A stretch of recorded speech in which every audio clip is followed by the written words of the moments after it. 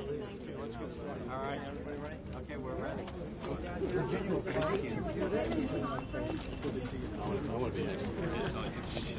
Good afternoon.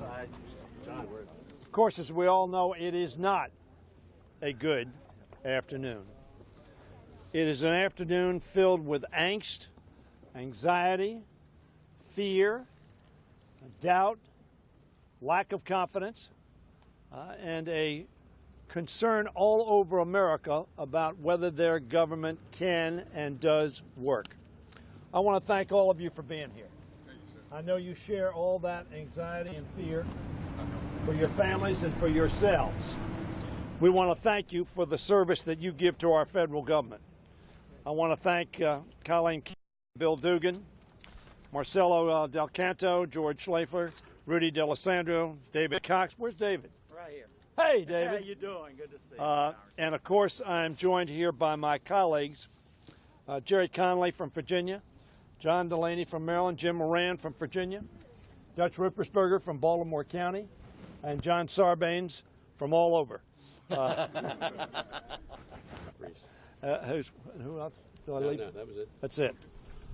We're here not just because we represent a lot of federal employees. We do that. We are here because we are concerned about the operations of the United States government. And Elijah Cummings is here. Elijah Cummings, who is the ranking member of the Government Reform Committee and is our point person on issues related to federal employees. It would be better if all of the folks that are with us were at work on behalf of the American people. They don't want to shut down. Neither do Democrats.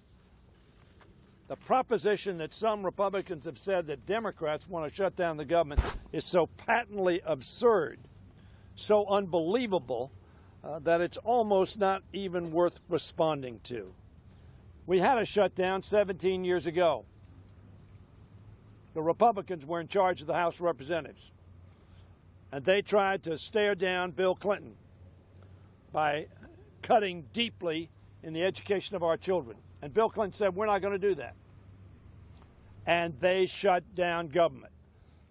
So this is a pattern for them, a tragic pattern for the American people, for our economy, and for our national security. Our federal employees play a crucial role in keeping America strong, safe, and free.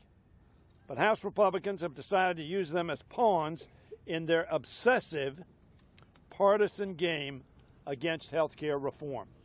I keep reminding them there was an election last November. That was one of the issues that was front and center. And the American people re-elected Barack Obama. And they re-elected a United States Senate controlled by Democrats and expanded their majority.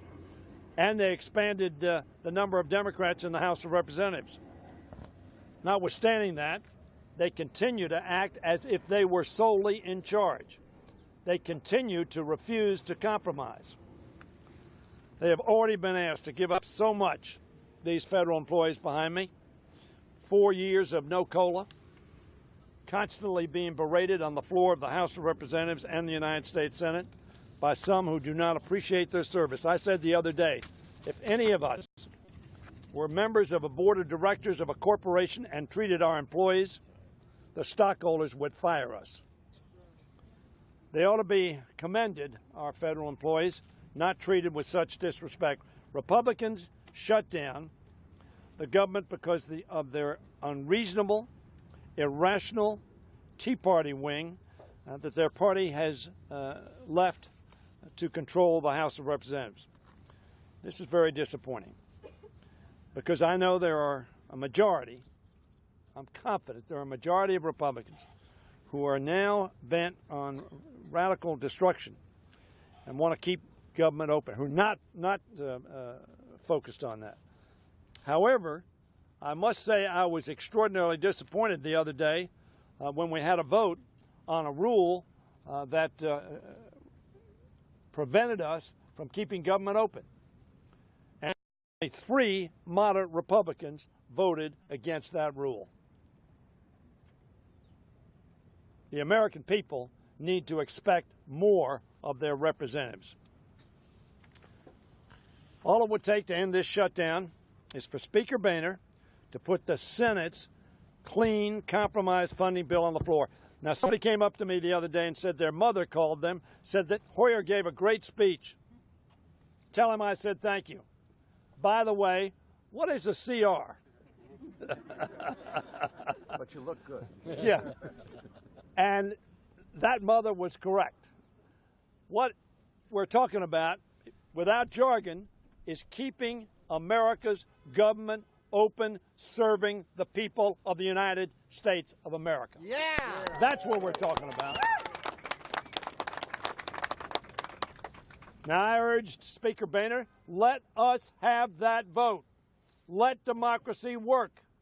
Let members put their vote up on the board as to whether they're for having the government serve the people or they're against having the government serve the people. Whether they want to take hostage the government of the American people or whether they want the American people to be served by these men and women and millions of them, hundreds of thousands of them, around this country.